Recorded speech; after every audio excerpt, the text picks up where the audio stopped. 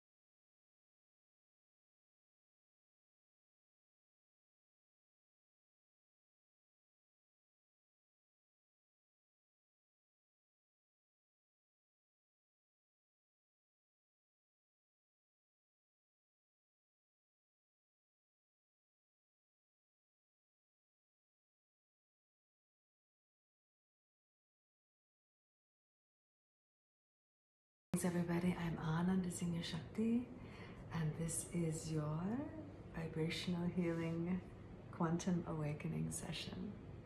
Thank you for joining. I am here in Vrindavan, India. Vrindavan is the home of Radha and Krishna. When they were incarnated, this is where they lived. And tonight is a very sacred full moon, when it's said that the moon is so full that it drips the nectar of Amrita, the nectar of immortality. And the tradition here is to leave out a glass of milk and to allow the nectar of the moon to psychically drip into the milk and then to drink the milk in the morning. I just went out to buy some milk. None left in the whole city.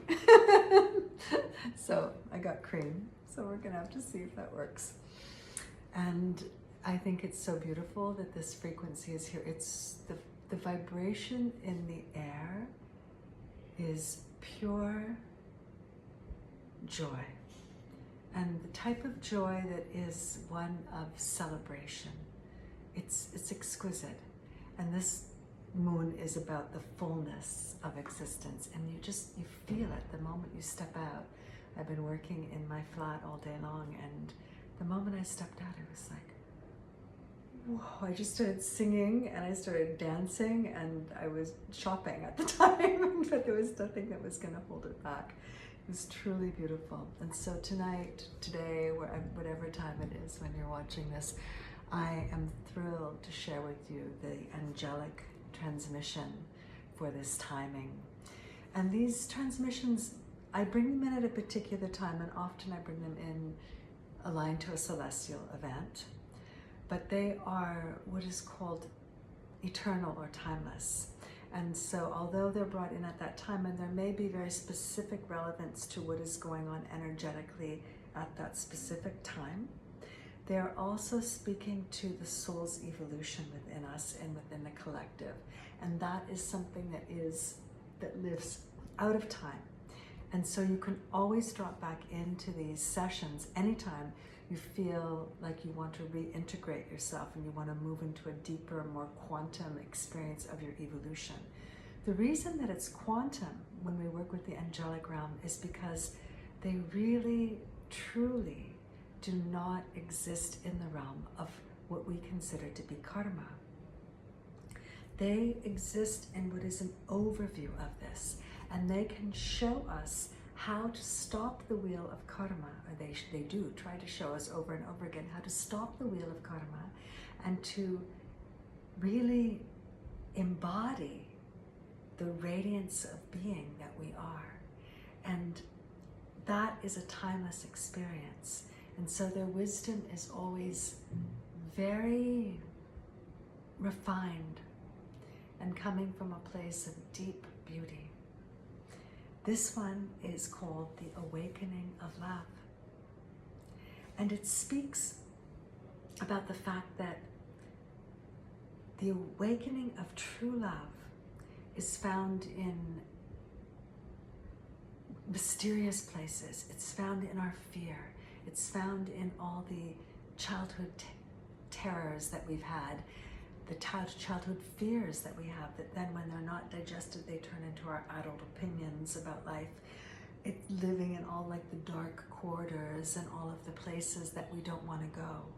And this is a complete shift in our nature about the way that we wish to look for love, because we wish to look for love in a way that doesn't include any of that. But that is just simply not the way that it works on earth. And they are showing us this because they're saying it's time to become the author of our story, to understand that we have written it and that we're not the one reading it and just following along with the story. We are the creator of the story. And as soon as we get that download in the heart will crack open through the grief and the stress that it has carried about its own life stories for so long, and into an alignment with the source energy that is rare and wonderful and feels perfect in its nature. This is where they're calling us forward in all of this. And they say that this idea about love being found actually in the most difficult experiences that we have had, that this is like a very, very refined palate that can taste this, that can feel this. But everybody has been given the opportunity to refine their palate that way. It is actually what being human is. Being human, being fully human, is understanding the art of contracted and expanded energies, understanding that they need each other, that they work together, and when they work together in harmony, we have something that we call awakening. Excuse me. And this awakening comes from the balance, the complete balance of opposites. And it awakens within us something brilliant, something that is so far beyond what we could ever imagine when we're contemplating one side or the other of the situation at hand. So they're in this transmission at this time, they're calling us forward into understanding where the awakening of love rises, and to encourage us to stop having aversion for the difficult experiences that we have or the feelings that we have. They are not the obstacles, they are the doorways. And as long as we keep on preferring the expanded energies, well, we will have some level of awakening, but it is not of this planet. And this planet is having one of the greatest awakenings possible. It is of more like star-born or star-seated consciousness. It's of a different realm. But there's a reason why these souls come here. They come here because this is where the gold is right now. It moves, but this is where it is for now. Is to understand contracted and expanded energies, to become completely comfortable with them, to understand that they are equally helping us find what real love is, and to embrace them with all of our heart and soul. No more fear. No more fear. It's not necessary if we are able to embrace the contractions, the anxieties, the sleeplessness, the disturbances that we feel in our own system, the imbalances that we feel in our system. These are generally being caused by the avoidance of what is. When we no longer need to avoid what is, when we no longer hold judgment towards ourselves or anyone else about what is, then we become healthy, integrated vehicles of awakened love. And when awakened love rises, when it really rises, you'll find yourself crying. This is what they're saying, crying in appreciation of every moment, of every scene, on every page that you turn in your story. The perfection of the journey and the release of any sense of victimization or being abandoned from creation takes place when love truly awakens within the heart.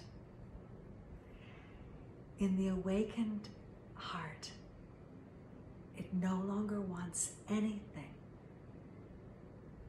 but what is right in front of it.